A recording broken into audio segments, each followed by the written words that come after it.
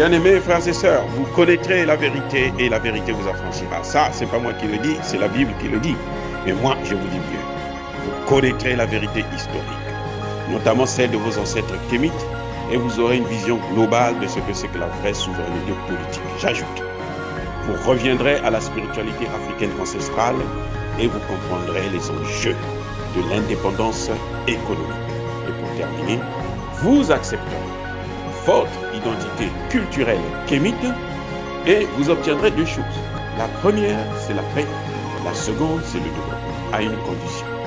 L'unité de toute l'Afrique noire, l'unité de tous les Noirs du monde entier. Otep à tous, bienvenue sur la chaîne des panafricanistes par essence, par conviction et par excellence. Celle des citoyens kémites par nécessité et obligation de combat. Nous sommes une chaîne qui n'est guidée que par nos ancêtres et rien que par les ancêtres qui appartiennent à l'égrégore du monde noir. Par conséquent, nous ne croyons en aucun Dieu venu de l'étranger. Toutefois, cette vidéo n'est aucunement destinée à inciter à la haine ou à la violence, car nous menons un combat qui est d'abord et avant tout spirituel, intellectuel et démocratique. Ensuite, il est politique, géopolitique et géostratégique. Contre l'impérialisme, le colonialisme, le néocolonialisme et l'endocolonat, qui sont tous qualifiés de crimes contre l'humanité. Nous menons ce combat sur la base du principe fondamental que nous avons hérité de nos ancêtres kémites, qui est celui de la Mahat, c'est-à-dire solidarité, vérité et justice. Vous êtes donc en droit de connaître la vérité et nous avons l'obligation de vous dire la vérité, rien que la vérité, afin que justice soit rendue au continent africain. Et ça, c'est notre modeste contribution dans cette noble lutte en faveur de la souveraineté, la dignité, la solidarité et l'unité africaine. C'est exactement ça que nous appelons le panafricanisme. Bien-aimés frères et sœurs, l'Union africaine se réveille dans la situation du Tchad. L'Union africaine vient de sortir un rapport, un communiqué plutôt, qui demande à ce que la commission de l'Union africaine puisse s'occuper du dossier tchadien, puisse accompagner le Tchad et puisse aider le Tchad, puisse participer à la rédaction de la constitution tchadienne. L'Union africaine demande à ce que tous les membres de la transition, tous ceux qui participent dans cette transition, ne puissent pas être candidats à l'élection présidentielle au Tchad. Qui est le... Jusque-là, bon, on se dit, c'est pas si mal, c'est pas mauvais qu'il puisse avoir ce genre d'intervention de l'Union africaine.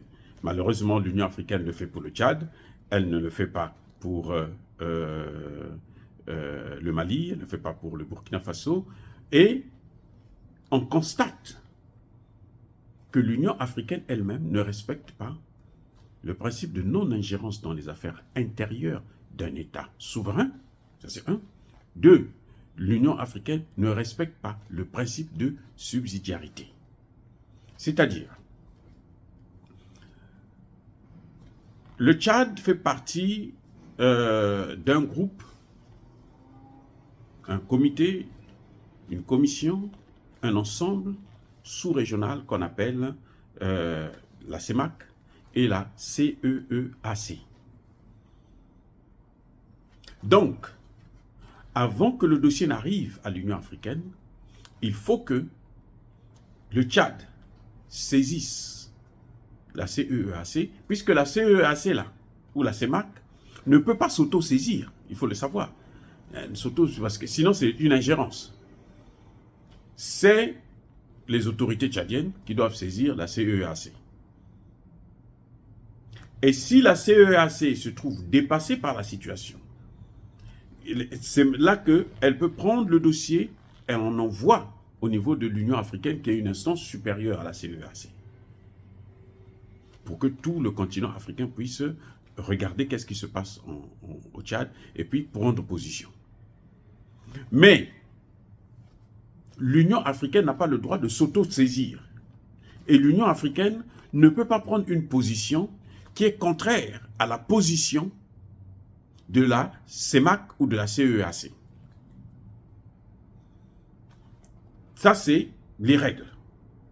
Le cas échéant du Tchad, la CEMAC et la CEEAC soutiennent le président Idriss Déby, Kaka Déby. La CEMAC et la CEEAC ont nommé un médiateur dans la crise tchadienne, qui est un chef d'État aussi, en l'occurrence le président Tshisekedi, pour pouvoir mener les négociations pour que la transition puisse se passer normalement et qu'on puisse aller à une élection où quelqu'un d'autre sera élu par le peuple. On sait aussi, et la CEEAC n'a pas d'objection là-dessus, que lors de la dernière conférence pour la paix, les négociations de paix qu'il y a eu, la réconciliation entre les Tchadiens, les conférenciers ont décidé que aucun Tchadien ne pourra être exclu à participer à cette élection. Donc, que ce soit le président Déby ou que ce soit n'importe quel membre de l'opposition, ils ont tous le droit d'être candidats à l'élection présidentielle prochaine au Tchad. Et c'est là qu'ils ont renouvelé encore le mandat de la transition de 18 mois encore. Et ils ont demandé à la transition d'organiser, de s'arranger à organiser les élections dans les 18 mois qui suivent. Maintenant, ce qui se passe, c'est quoi? C'est que l'Union africaine, qui d'ailleurs demande, fait une injonction au gouvernement tchadien de présenter un calendrier. Quand est-ce qu'il y aura la constitution, les élections, ainsi de suite. Ce qui se passe, c'est que l'Union africaine prend maintenant une position qui est contraire à la position des chefs d'État sous-régionaux. Et l'Union africaine, c'est quel est le département qui s'en occupe? Le département pour la paix et la réconciliation. C'est ce département pour la paix qui s'est auto-saisi et qui a planté ce communiqué pour donner des pouvoirs à la commission de l'Union africaine, pour que cette commission puisse travailler avec le gouvernement pour mettre en place, rédiger la constitution et puis exclure donc tous ceux qui font partie de la transition. Or, je vous ai déjà dit que la CEMAC et la CEEAC ne trouvent pas d'objection que les candidats, n'importe quel Tchadien, puissent participer. Ça, c'est un fait. Deuxième fait, la majorité, la très grande majorité, plus de 90% des partis politiques et des partis politiques du Tchad font partie de ce gouvernement. Ils sont représentés dans ce gouvernement. Donc dire que ceux qui participent là, à ce gouvernement d'union nationale ne doivent pas se présenter à la candidature, ça veut dire qu'on veut exclure tous les partis politiques, excepté celui de Succès Masra, qui est d'ailleurs très minoritaire. Succès Masra ne c'est pas la moitié de la popularité tchadienne. Non, c'est faux. Si on vous dit ça, c'est faux. Il est très minoritaire. Je ne suis même pas sûr qu'il peut atteindre 10% de la population tchadienne. Donc, on veut exclure tous les partis politiques pour que, je ne sais pas qui va, peut-être que Succès Masra, qui va se retrouver avec le président de la Commission africaine, de l'Union africaine. Or, il y a un problème aussi qui se pose. C'est que le président de la Commission de l'Union africaine, qui est venu lors de la conférence pour la réconciliation et la paix au Tchad, il a critiqué, il était en campagne présidentielle déjà. Il croyait que la campagne avait commencé. Il a été conspiré, il a été hué, il a été rejeté, personne ne le considère. Il a même perdu sa crédibilité encore plus, puisque lui, il a été Premier ministre du Tchad. Il a été ministre des Affaires étrangères du Tchad. Donc, il fait partie de ceux qui ont, si vous voulez, détruit ce pays-là. Ceux qui ont amené ce pays dans le chaos dans lequel il se trouve actuellement. Idriss Déby n'était pas seul. Il était avec lui. Moussa Faki. Et ce qui est encore plus grave, c'est que Moussa Faki, en tant que président de la Commission de l'Union africaine, en tant que Tchadien, n'a pas le droit de s'immiscer. Il n'a pas le droit de critiquer. J'ai travaillé aux Nations Unies. Je vous dis, quand on est aux Nations Unies, tu n'as même pas le droit de critiquer ton propre gouvernement. Tu ne fais plus la politique. Eh oui, tu ne fais pas la politique, tu fais la diplomatie. Tu n'as pas le droit de critiquer un gouvernement étranger, quel qu'il soit, même ton propre gouvernement. Tu n'as pas le droit.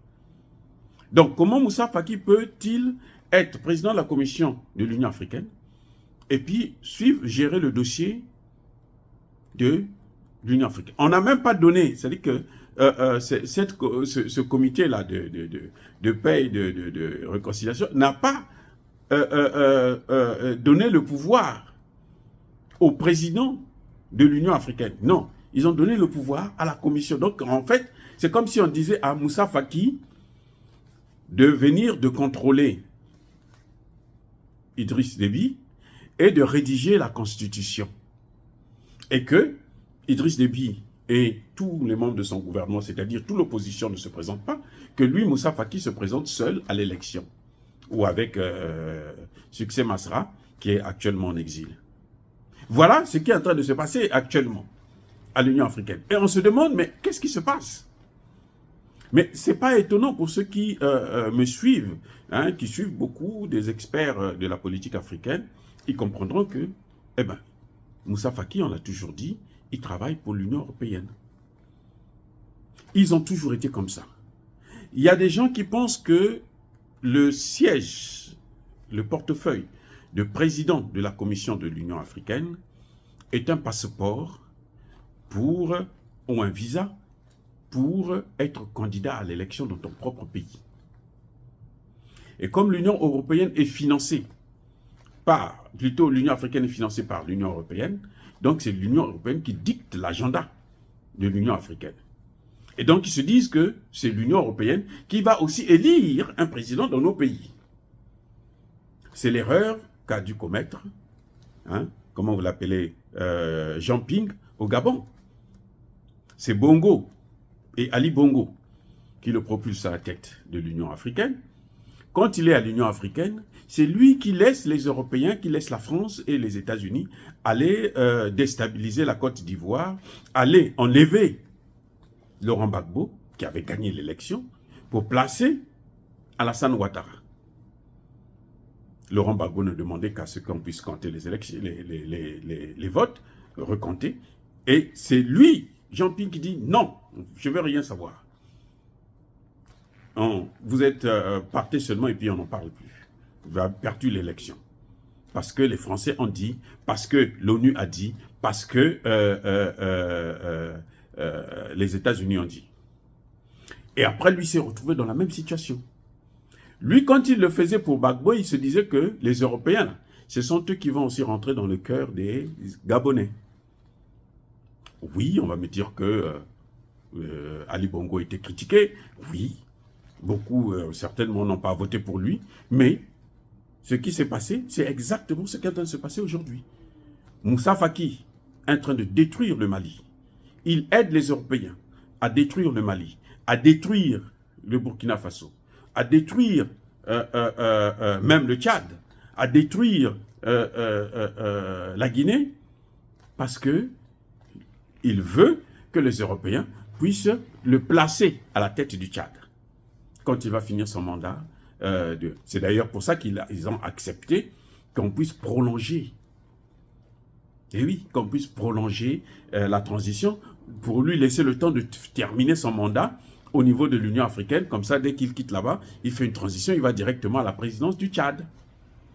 Mais c'est sans compter sur les partis politiques, les vrais hommes politiques tchadiens, c'est sans compter sur la population tchadienne qui a le dernier mot, qui n'est pas corrompue par ni la France, ni les États-Unis, ni les Nations Unies, ni l'Union européenne. Voilà ce qui est en train de se passer au Tchad. C'est une manipulation, c'est une escroquerie politique, intellectuelle, hein, de Moussa Faki et de ses alliés européens, parce que je vous ai déjà dit depuis très longtemps qu'au Tchad, il y a une guerre entre les États-Unis et l'Union européenne, et notamment la France. C'est ce qui se passe actuellement. Et je vous ai même dit que les coups de feu, les massacres qu'il y a eu lors d'une marche, il y a 1 an de cela, ce n'était pas l'armée tchadienne, mais ce sont des infiltrés de la France, ce sont les services de renseignement français qui avaient massacré ces pauvres enfants. Et on a mis ça sur le dos d'Idriss Déby. Mais Idriss Déby, aujourd'hui, Idriss Déby est en train d'ouvrir son ambassade en Israël, qui est le chouchou des États-Unis. Donc, Moussa Faki ne peut plus compter sur Israël pour que Israël puisse l'introduire aussi aux Américains, afin qu'on puisse le placer à la tête du pays. Ça devient compliqué. Ça devient compliqué et ce sera très compliqué. Le Premier ministre tchadien actuel, c'est un membre de l'opposition. Le Premier ministre tchadien qui est là en ce moment. Donc, le Tchad est gouverné par un gouvernement d'union nationale. Et on ne peut pas écarter tout ce monde-là pour laisser Moussa Faki comme étant le candidat unique. Puisque l'autre opposant, Succès Masra, est en exil. Et puis voilà, il y a... Et donc voilà, c'est un peu ça. Le président Kaka est en train de gérer une situation compliquée. Et je vous informe qu'il a aussi décidé de nationaliser les entreprises étrangères qui sont sur le sol tchadien. Et ça, c'est un grand problème. Dire cela, c'est inciter à la haine ou à la violence. Non. Encore une fois, bien-aimés frères et sœurs, soyez bénis, abondamment bénis par le Dieu des Kémites et par nos ancêtres angélisés. Mais que tous ceux qui persécutent le continent africain, le pillent et le déstabilisent, qu'ils soient noirs, blancs, chinois, arabes, indiens, qui qu'ils soient punis, foudroyés, neutralisés, effacés, écrasés par ce Dieu des Kémites et par nos ancêtres angélisés. Vive l'Afrique éternelle, j'ai dit et j'assume.